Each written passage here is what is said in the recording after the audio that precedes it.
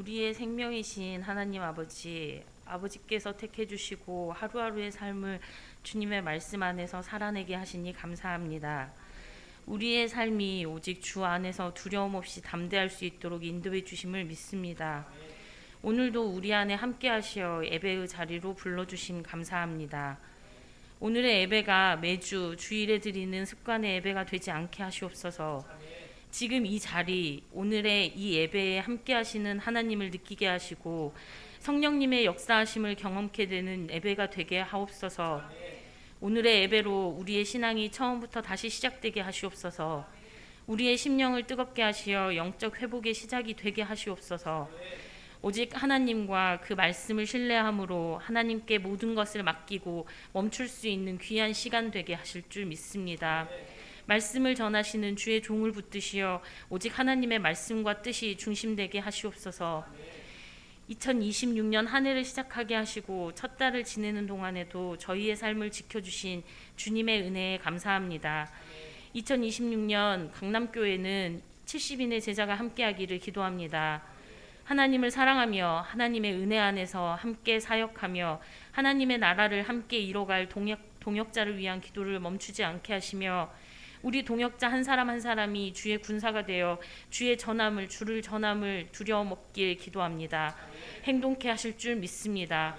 3월 1일 총동원 주일을 기대하며 기도로 준비하게 하시옵소서. 주님의 방법으로 주님의 때에 부어주실 은혜를 기다리는 우리가 되게 하옵소서. 10월 인도 비전 트립을 준비하고 있습니다. 처음 계획부터 모든 일정까지도 하나님이 함께 해줄 줄 믿습니다. 모두의 기도와 사랑의 마음이 모여 실행케 하시고 준비되게 하시옵소서. 그 발걸음도 먼저 걷고 계신 하나님을 바라보게 하시옵소서. 강남교회 공동체의 모든 동역자 한 사람 한 사람이 맡겨진 자리에서 성실함으로 주님을 드러내는 삶을 살게 하시고 우리 공동체가 서로를 세워주며 사랑으로 하나 되게 하시옵소서. 주님 보시기에 기쁜 공동체로 세워지길 기도합니다. 말씀 안에서 기도로 나아가게 하여 주시옵소서. 2월의 남은 시간도 주님께 온전히 맡깁니다. 우리의 모든 사정과 형편을 아시는 주님만 신뢰합니다. 우리의 모든 시간 가운데 함께 하실 주님을 신뢰합니다. 눈이 많이 내렸습니다. 돌아가는 발걸음까지도 살피실 하나님 감사합니다.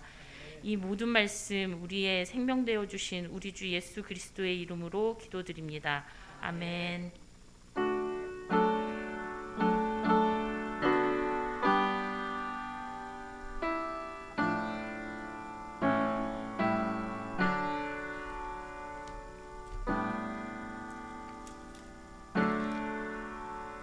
하나님의 말씀은 욥기 23장 8절로 12절 말씀입니다. 욥기 23장 8절로 12절 말씀 보겠습니다.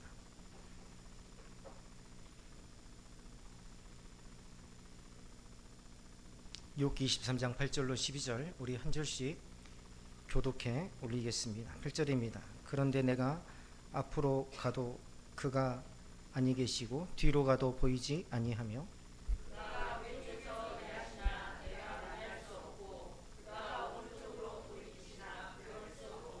그러나 내가 가는 길을 그가 아시나니 그가 나를 단련하신 후에는 내가 순금같이 되어 나오리라.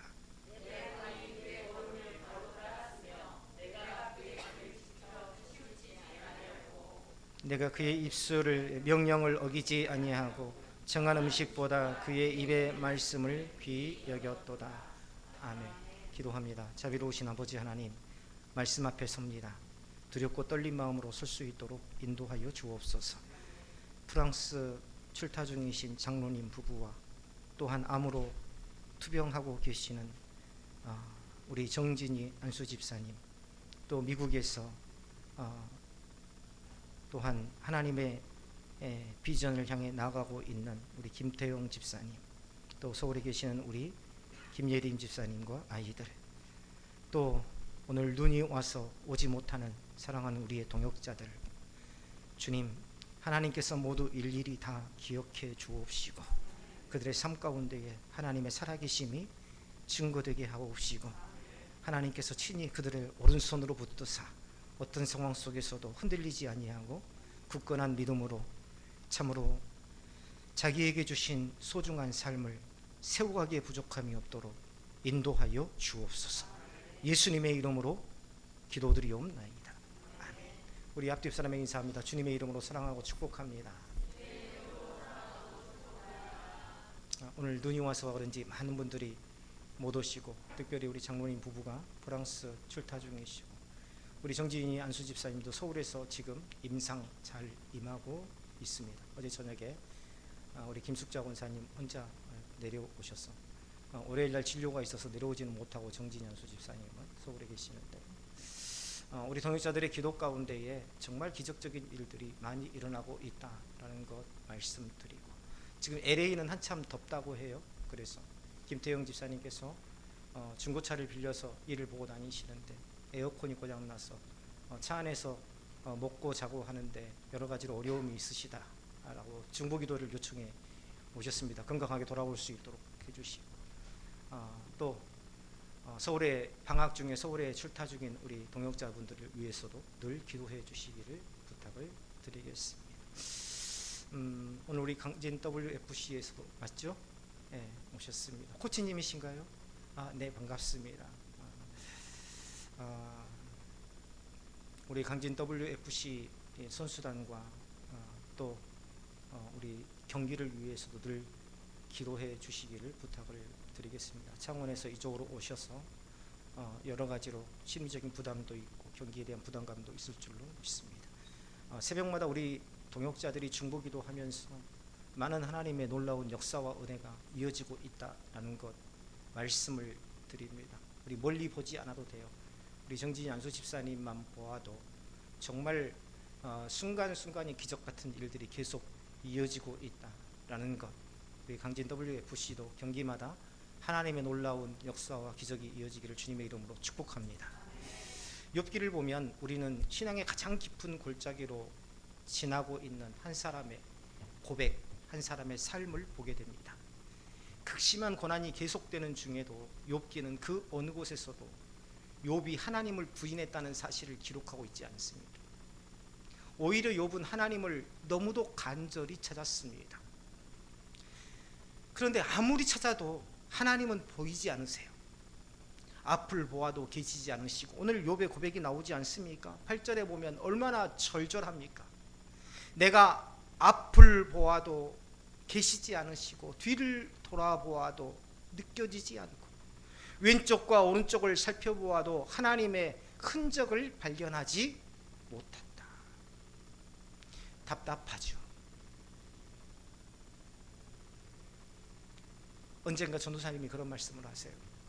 우리 다음 세대 오후 예배 3부 예배가 시작되는데 우리 좀 많은 장년들이 같이 참석해서 응원을 해줬으면 첫 시간이니까 좋았을 텐데, 우리 다음 세대만 예배를 드려서 참 마음이 아팠다라는 그런 말씀하셨는데, 제가 그랬습니다. 이제 전도사님이 사역자가 되어 가시는 거예요. 목회자는 짝사랑하는 사람 같다라는 생각이 들어요. 목회자는 짝사랑하는 사람 같습니다. 계속 이제 오나 저제 오나 창문만 바라보고 있는, 사랑하는 사람이 올 때까지 계속 일을 하면서도 일이 손에 안 잡히죠. 그렇죠? 그러면서 계속 이제 오나 또 한 번 창문 쳐다보고 이제 오나 또 한 번 쳐다보고, 그렇게 짝사랑만 하다가 어쩔 때는 오지 않는 임, 상처받기도 하고, 때로는 오면 굉장히 반가운 마음이 들어서 또 힘있게 뭔가를 할 수가 있고, 이게 바로 목회자의 마음입니다. 이 앉아 계시는 분들은 잘 느끼지를 못해요. 나 뭐 오늘 일이 있으니까, 또 급한 일이 있으니까 좀 늦게 갈 수도 있지, 오늘은 일기가 이러니까 뭐 온라인 예배, 지금 온라인 예배 들으신 분들도 계시겠지만 드리지 하는 그런 생각이지만, 그러나 사역자가 되면은요, 한 사람 한 사람을 마치 짝사랑하듯 그렇게 간절하게 기다리고 있다. 우리가 어른들이 자녀를 키울 때, 그렇죠, 우리 어머니가 그런 말씀을 잘 하셨어요. 형제만 6형제니까 그런 말씀 하셨어요. 어디 형제들 중에 불평하는 형제들이 있거든요. 맨날 형만 옷 사주고 나는 왜 옷을 안 사줍니까? 맨날 형만 신발 사주고 왜 나는 신발을 안 사줍니까? 대체로 그래요. 지금은 그렇지 않지만 예전에는 형님이 입던 옷 어때요? 작아지면 내가 물려 입고, 그렇지 않습니까? 그래서 늘 동생은 그게 불만이에요. 그런데 늘 어머니가 하신 말씀이 그래요. 10손가락 깨물어서 안 아픈 손가락 없다 라고 말씀하세요. 내가 때로는 교회 안에서, 공동체 안에서 존재가 없는 존재로 여겨지지만 그렇지 않습니다. 목회자의 마음 속에, 목회자의 마음이 그러한데 하나님의 마음은 어떻겠어요? 하나님의 마음 속에 한 사람 한 사람 마치 짝사랑하듯 기다리고 또 기다리더라. 어디에 그 하나님의 마음이 나와 있습니까? 아가서를 읽어보면은요, 그 간절히 사모하는, 그 사랑하는 자를 기다리는 하나님의 마음이 기록되어 있어요. 신앙생활을 하다 보면 우리는 역시 욥과 같은 자리에 서게 됩니다. 누구나 다 극심한 고난 속에 빠지게 된다는 거죠. 처음 믿음을 가질 때에는 모든 것이 다 분명해 보입니다. 기도하면 하나님이 가까이 계신 것 같고, 말씀을 읽으면 마음이 뜨거워지고, 예배의 자리에서 하나님의 임재가 또렷하게 느껴집니다. 그러나 어느 순간부터 상황이 달라져요. 기도해도 아무런 응답이 없는 것 같고, 말씀을 읽어도 마음이 잘 움직이지 않고, 예배를 드려도 감격이 이전과 같지 않습니다. 예전에는 눈을 똑바로 뜨고 목사님을 바라보면서 말씀을 들었는데 이제는 자꾸만 말씀을 들으면 졸리기만 합니다. 그때 우리는 스스로에게 묻게 되죠. 내가 잘못된 길을 가고 있는 것은 아닐까? 우리는 이 지점에서요, 간혹 이렇게 생각해요.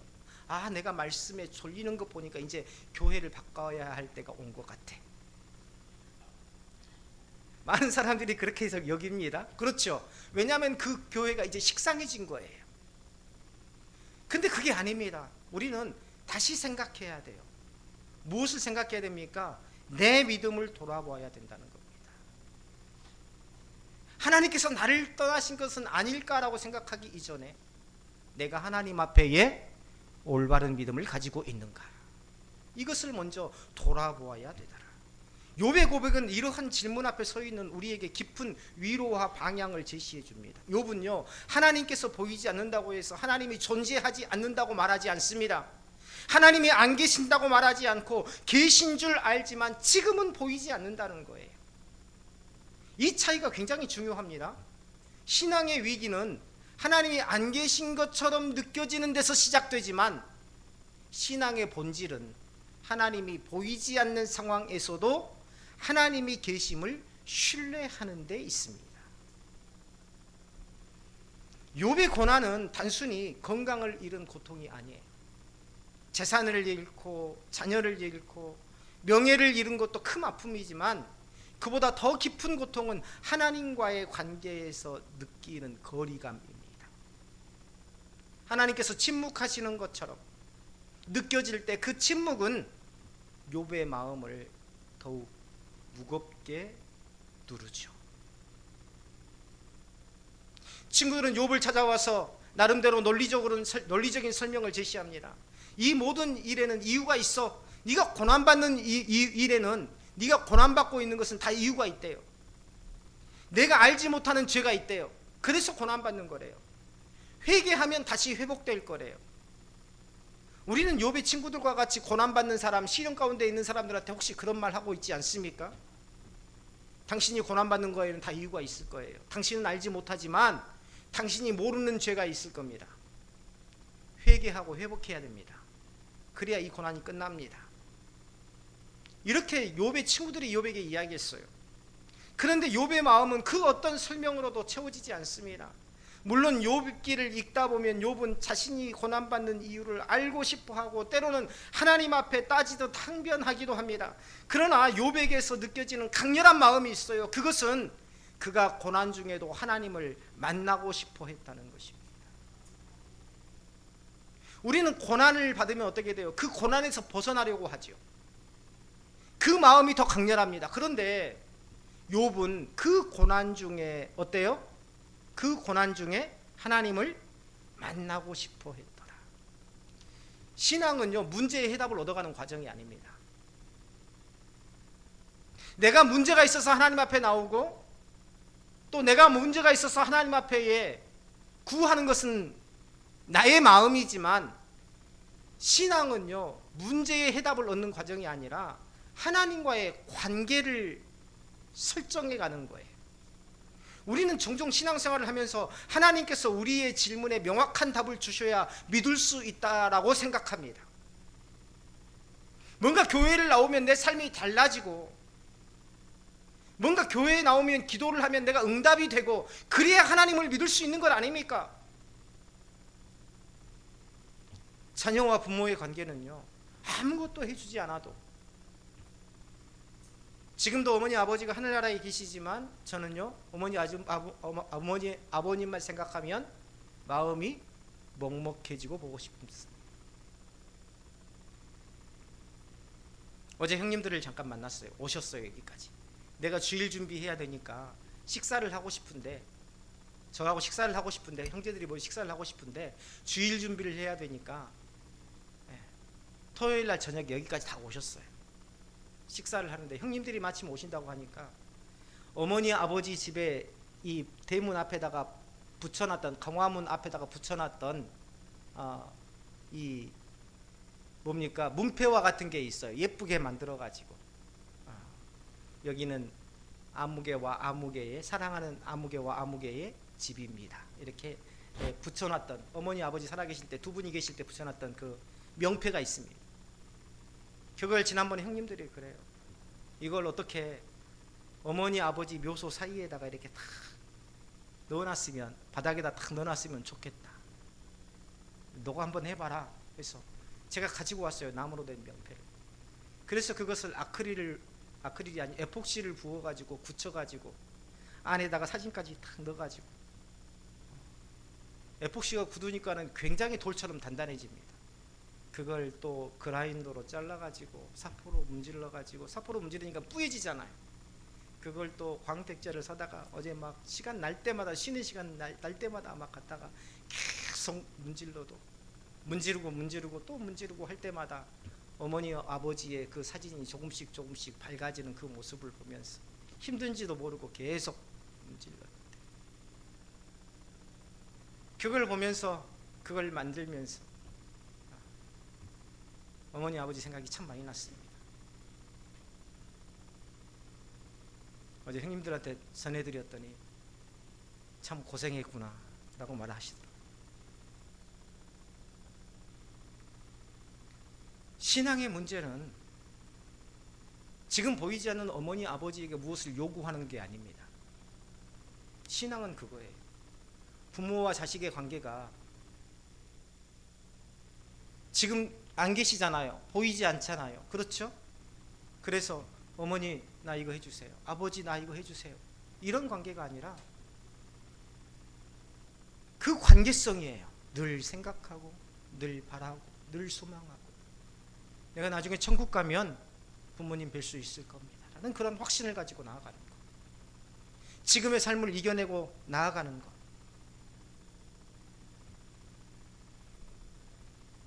성경은 언제나 하나님 자신을 신뢰하라고 우리를 부르십니다. 욥은요, 왜 이런 일이 일어났는지를 묻지 않아요. 하나님 어디 계십니까? 라고 부르짖고 있어요. 욥은 여기서 멈추지 않습니다. 하나님이 보이지 않는 현실 속에서도 믿음의 고백을 이어갑니다. 내가 가는 길을 그가 아시나니 그가 단련하신 후에는 내가 순금같이 되어 나오리라. 우리 다 같이 한번 읽어볼까요? 10절입니다. 자, 시작. 그러나 내가 가는 길을 그가 아시나니 그가 나를 단련하신 후에는 내가 순금같이 되어 나오리라. 이 고백이요, 가볍게 던진 말이 아닙니다. 지금 욥과 같은 입장이 되어보세요. 이런 고백을 할 수 있는가 말이죠. 경제적으로 완전히 무너졌어요. 가정은 완전히 깨졌습니다. 아들은 다 죽고 아내는 나가고 인간관계도 깨졌어요. 건강도 잃었습니다. 어디 하나 온전한 곳이 없어요. 그런데 이 고백을 할 수 있을까요? 내가 욥이라고 생각해 보세요. 이것은요, 자신의 고난 속에서 함께 계시는 하나님을 묵상하고 또 묵상한 결과입니다. 고난 속에서 함께 하시는 하나님을 묵상한 사람만이 이 욥과 같은 고백을 할 수 있는 것이다. 얼마나 멋집니까? 멋지다라는 표현으로는 조금 뭔가 좀 미안하고 부족하다는 것 같습니다. 내가 가는 길을 그가 아시나니 그가 나를 단련하신 후에는 내가 순금같이 되어 나오리라. 하나님에 대한 확신이 없으면 이러한 고백을 할 수 없는 것이죠. 고난을 긍정적으로 포장하려는 자기 위로가 아닙니다. 이 고백은 하나님이 여전히 자신을 알고 계신다는 사실을 붙드는 믿음의 선언이에요. 우리는 종종 이렇게 생각합니다. 하나님이 보이지 않으시니 하나님도 나를 보지 못하실 것이다. 그러나 욥은 정반대로 말합니다. 나는 하나님을 보지 못하지만 하나님은 나를 아신다. 이것이 바로 신앙의 방향입니다. 신앙은 내가 하나님을 얼마나 느끼느냐에 달려있지 않아요. 하나님께서 나를 아신다고 아시고 계신다는 사실을 얼마나 신뢰하느냐에 달려있습니다. 이 믿음이요, 삶의 실제적인 순간들에서 굉장히 분명해집니다. 우리가 힘든 일을 겪을 때 사람들은 종종 이렇게 말하죠. 하나님도 모르시는 것 아니냐, 이제는 내 힘으로 살아야 하지 않겠느냐. 그러나 개혁주의 신앙의 가장 큰 틀 중에 하나가 뭐냐면 견인이라는 교리입니다. 견인이라는 것은요, 걸어서 끌고 간다는 것이죠. 놓치지 않는다는 것입니다. 하나님은 결코 당신의 백성을 놓치지 않으십니다. 우리의 삶이 혼란스러워 보일지라도 하나님께서는 우리의 길을 정확하게 알고 계시더라. 우리가 이해하지 못하는 시간 속에서도 하나님은 침묵 속에서 일하고 계시더라. 욥이 붙들었던 믿음은 감정에 근거한 믿음이 아닙니다. 그는 하나님의 임재를 느끼지 못했지만 하나님의 신실하심을 신뢰했어요. 그 보이지 않는 하나님을 향해서 보이지 않는 그 실을 붙들고 있었던 것입니다.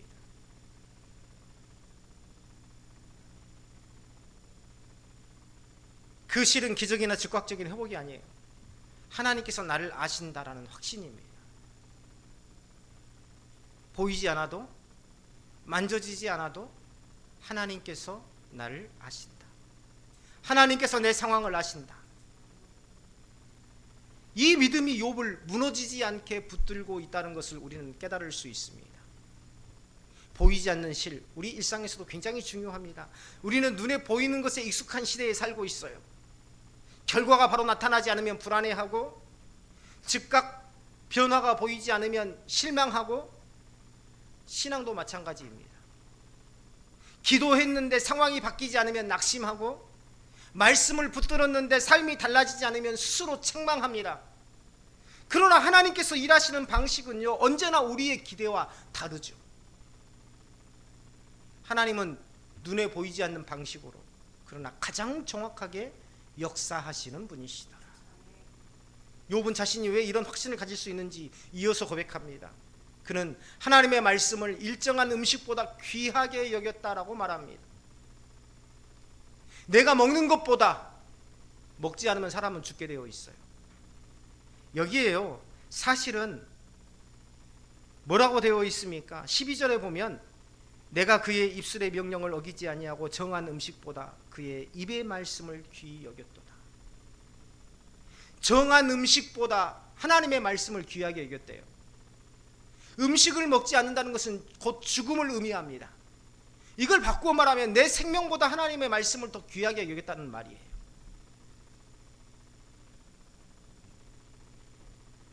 음식은 하루라도 없으면 살 수 없는 필수적인 거죠. 그런데 욥은요, 하나님의 말씀이 그보다 더 중요했대요.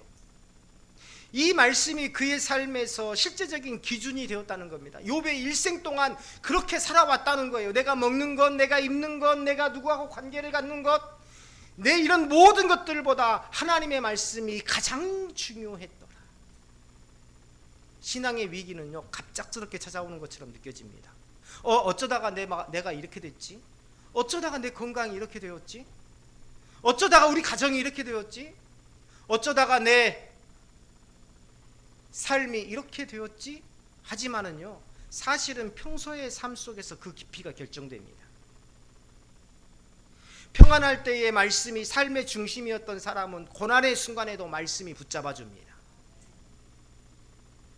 반대로 평소에 말씀이 삶의 주변부에 머물렀던 사람은 고난이 찾아오면 붙들 것이 없어서 쉽게 무너져 버립니다. 욥이 고난 속에서도 하나님을 떠나지 않을 수 있었던 이유, 우리 김숙자 권사님 여기 계시지만은요, 사실은 남편이 말기암 환자라면, 내가 그 입장이라면, 그래서 그 고통을 환자 본인보다도 옆에서 간호하는 사람이 더 많이 겪는 법이죠. 그런 입장이라면 과연 이렇게 권사님처럼 꿋꿋이 버티고 있을 수 있을까? 아무 일 없는 듯 찬양 사역을 하며, 아무 일 없는 듯 여전히 주일 예배 나와서 예배 드리며 이렇게 할 수 있을까? 왜 그렇습니까? 말씀으로 무장되어 있기 때문에 그러는 거예요. 말씀으로 무장되어 있기 때문에 그렇습니다. 결코 가벼운 게 아닙니다. 아, 저분이니까 그게 가능해, 이게 아니에요. 여기서 우리는 우리 삶을 돌아봐야 돼요. 우리는 평소에 무엇을 가장 중요하게 여기고 살아가고 있는지, 무엇을 기준으로 선택하고 판단하고 있는지 스스로에게 물어야 됩니다. 바쁠 때 가장 먼저 내려놓은 것이 뭡니까? 생각해 보세요. 대답해 보세요. 마음속으로 내가 바쁠 때 가장 먼저 내려놓은 것이 무엇입니까? 혹시 말씀 아닌가요? 혹시 예배 아닌가요? 학생에게는 학교, 회사원에게는 직장, 사업가에게는 사업체, 이건요 어떤 일이 있어도 내려놓을 수 없는 겁니다. 하지만 예배, 하지만 말씀은 내가 어려운 상황일 때는 간혹 내려놔도 되는 것.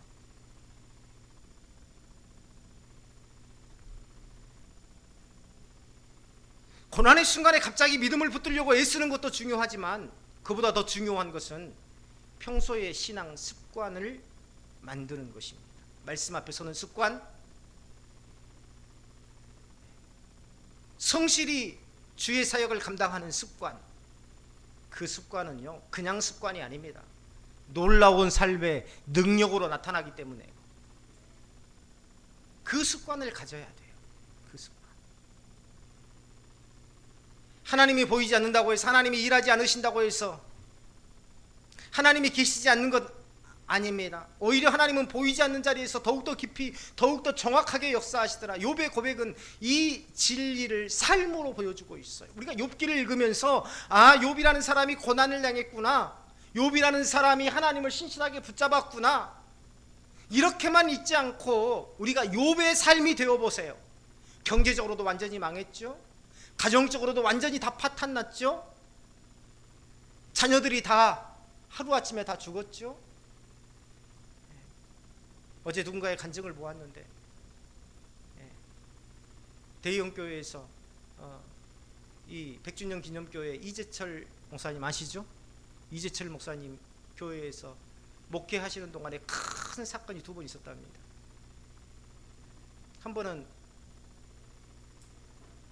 아이들 수련회를 갔는데 거기에서 아이 하나가 사망한 사건이 일어난 거예요. 그 아이의 부모님이 교회의 직분자였어요. 그런데 이것을 수습하기 위해서 몇 년이 걸렸답니다. 막 민사, 형사로 막 고발하고 막 그러면서 교회가 굉장히 힘들었대요. 근데 그 사건이 수습되자마자 3년 만에 겨우 그 사건을 수습을 했는데, 수습되자마자 또 다음 수련회 가가지고 또 아이 하나가 사망 사건이 일어나고, 근데 또 초신자 자녀예요. 부모도 믿은 지 얼마 안 됐고 아버지는 인제 나온 지 몇 주밖에 안 됐답니다. 그런데 장례를 다 치르고 나서 아버지가 하나님 앞에 감사 헌금을 했대요.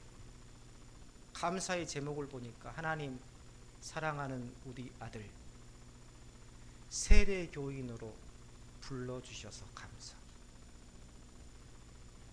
우리 아들이 세상에 어두운 데 빠져서 그곳에서 가지 않고 은혜로운 수련의 장소에서 가게 해주셔서 감사. 이런 기도의 제목들을 올렸더랍니다. 그리고 오히려 장례를 위해서 기도해 주시고 함께 동참해 주신 모든 성도들에게 감사의 인사를 드리더라.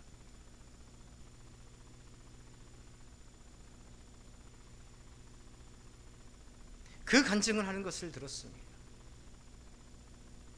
사랑하는 동역자 여러분, 우리가 누구를 위해서 무엇을 위해서 믿음 생활합니까? 이 교회를 위해서? 이 교회 공동체를 위해서? 아니면 누군가를 위해서 내가 살아주는 겁니까? 내가 믿어주는 겁니까? 무엇보다도 내 삶 속에서 역사하시는, 내 삶을 통해서 하나님의 살아계심을 드러내려는 그 하나님의 뜻을 받들어서 내 삶을 넉넉히 내어드리시기를 주님의 이름으로 축원합니다. 하나님께서 쓰실 겁니다. 나를 통해서 살아계심을, 나를 통해서 하나님께서 여전히 이 시대에도 변함없이 역사를 이루어 가신다는 것을 증거하게 해 주실 것입니다. 우리 역시 보이지 않는 시간을 살아가죠. 가정에서, 직장에서, 교회 안에서 때때로 내 마음 안에서 하나님이 멀게 느껴질 때가 있습니다. 그러나 우리가 붙들어야 될 것은 감각이 아니라 약속입니다. 약속. 예. 감정적으로, 감각적으로 신앙생활 하지 마세요. 뭔가 엄청난 집회 현장에서 뭔가가 막 느껴지면, 가슴이 뜨거워지면 내 믿음이 불어나는 거고, 내 믿음이 성장하는 거고, 내 눈에 눈물이 보이면, 뜨거워지면 뭔가 은혜가 있는 거고, 이런 감정, 감각에 의존하지 마세요. 우리의 믿음은 오직 말씀에 기초해야 됩니다. 이 말씀을 붙들 때에 우리의 삶은 결코 흔들리지 않는 강건한 삶이 되는 것입니다. 하나님께서 나를 아시고 나의 길을 아시고 나를 헛되이 단련하지 않으신다는 약속, 이 약속을 욥이 붙들었지 않습니까? 욥의 고백을 조금 더 가까이 들여다보면 그의 신앙은 결코 추상적이지 않습니다. 그는 하나님이 나를 아신다라고 말하면서 동시에 자신의 삶이 하나님의 말씀과 어떻게 연결되어 있는지를 구체적으로 말합니다. 뭐라고 합니까? 나의 발이 그의 걸음을 바로 따랐으며. 11절 다 같이 한번 읽어볼까요? 11절 시작. 치우쳐 그치지 아니하였고 그의 입술의 명령을 어기지 아니하였다. 이 고백이 우리 모두의 고백이기를 주님의 이름으로 축원합니다. 고난 속에서도 자신이 여전히 하나님의 말씀을 삶의 기준으로 삼고 있었다. 욥기는요, 욥 한 사람이 고난을 받았다, 나중에 회복되었다, 이 단순한 스토리가 아니에요. 이 깊은, 사람이 결코 견딜 수 없는 이 깊은 고난 속에서도 그는 여전히 하나님의 말씀을 붙들고 하나님을 찾고 찾는 그 귀한 믿음을 가지고 있었더라는 걸 증거하고 있는 겁니다.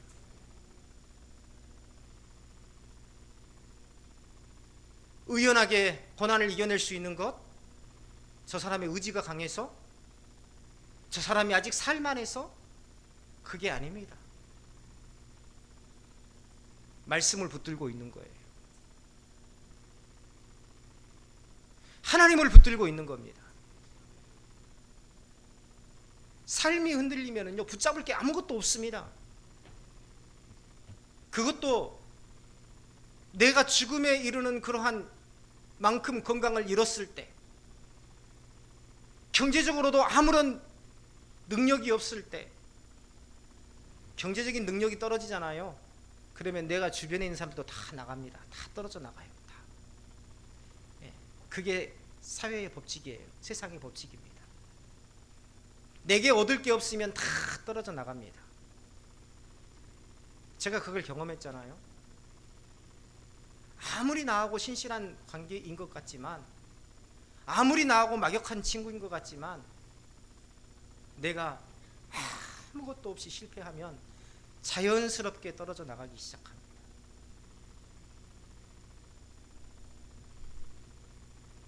그 가운데에서 말씀을 붙들고 그 가운데에서 하나님을 의지해. 그때부터 회복이 시작되더라고요. 그때부터 회복이 시작되었습니다. 욥의 이러한 모습, 오늘을 살아가는 우리에게 매우 중요한 도전을 줍니다. 신앙은 형편이 좋을 때만 유지되는 게 아니라 오히려 형편이 나쁠수록 신앙의 본질을 드러내더라. 고난 속에서 그 사람의 믿음이 어떤지를 우리는 알 수 있습니다. 욥은 하나님의 말씀을 정한 음식보다 귀하게 여겼다. 굉장히 현실적이죠. 하루 세 끼를 먹지 않으면 몸이 약해지고 결국은 삶이 무너집니다. 욥은 하나님의 말씀이 그보다 더 중요했다고 말합니다. 이런 거 경험해 보셨나요? 정말 어려운 아이들이 있는데 먹일 양식이 없어요. 무슨 저기 조선시대 구한말 시대 이야기 같죠? 우리 할아버지 때 같죠? 할아버지 할머니들의 이야기 때 같죠? 주변에 손 벌릴 사람도 없어요. 그만큼 인간관계가 다 망가져 버린 겁니다. 손 벌릴 사람도 없어요. 아이들은 굶어요. 당장에 뭘 할 수 있는 것도 없어요.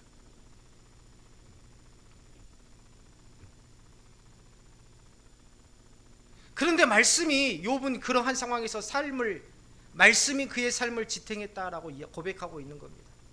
많은 경우 말씀 묵상과 기도의 자리가 가장 먼저 밀려납니다. 그렇지 않나요? 아까도 말했지만 사업하는 사람에게는 사업, 가정 있는 사람에게는 가정,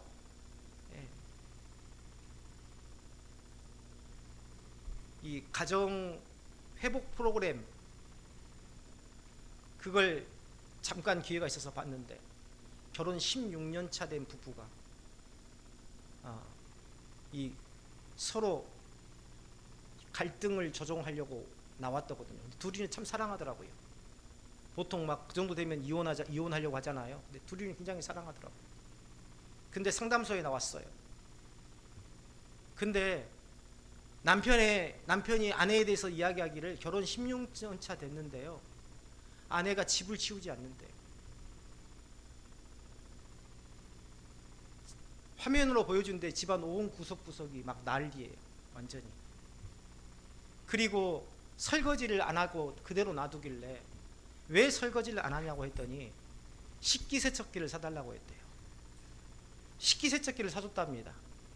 그런데 설거지를 더 싸놓더랍니다.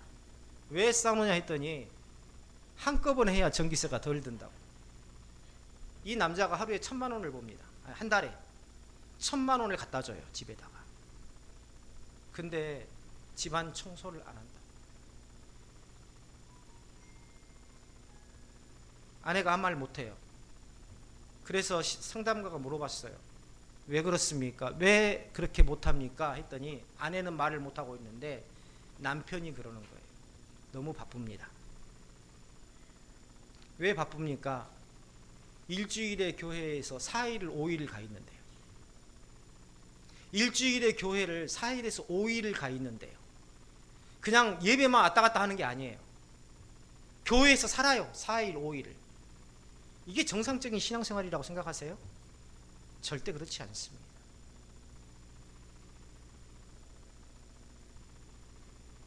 삶 속에서 입으로만 하는 믿음이 아니라 우리 삶을 통해서 말씀을 살아내야 됩니다.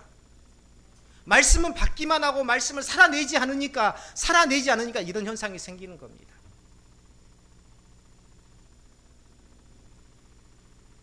말씀은 침묵 속에서도 하나님께서 침묵하실 때도 우리를 넘어지지 않게 하는 보팀목입니다. 순금같이 되어 나오리라. 순금같이 되어 나오리라. 우리는 선택해야 됩니다. 우리가 극심한 고난을 당하면 하나님을 원망하며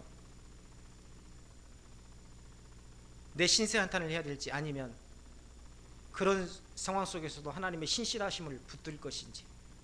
욥은 후자를 택했습니다. 보이지 않는 그 실을 놓지 않았습니다. 말씀을 계속 읽고 기도의 자리를 지키고 하나님의 길을 벗어나지 않으려는 작은 결단들. 오늘 보세요. 눈이 좀 많이 오니까 빈자리가 훨씬 더 많아지잖아요. 오늘 살아가는 우리에게 오늘 이 욥의 이야기는 굉장히 큰 도전을 줍니다. 우리는 늘 확실한 증거를 원합니다. 결과를 보고 싶어하고 변화가 눈에 보이기를 기대하고, 그러나 하나님은 종종 우리의 기대와는 다른 방식으로 일하신다는 것. 고난 속에서도 하나님을 붙드시기를 바랍니다.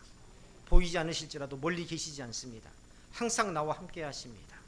기도하는 자에게 내가 너와 함께 있다라는 그 마음을 하나님께서 붙들어 주시고, 그것이 모든 것들을 능히 감당할 수 있는 힘과 능력을 부어줄 줄로 믿습니다. 기도하겠습니다. 자비로우신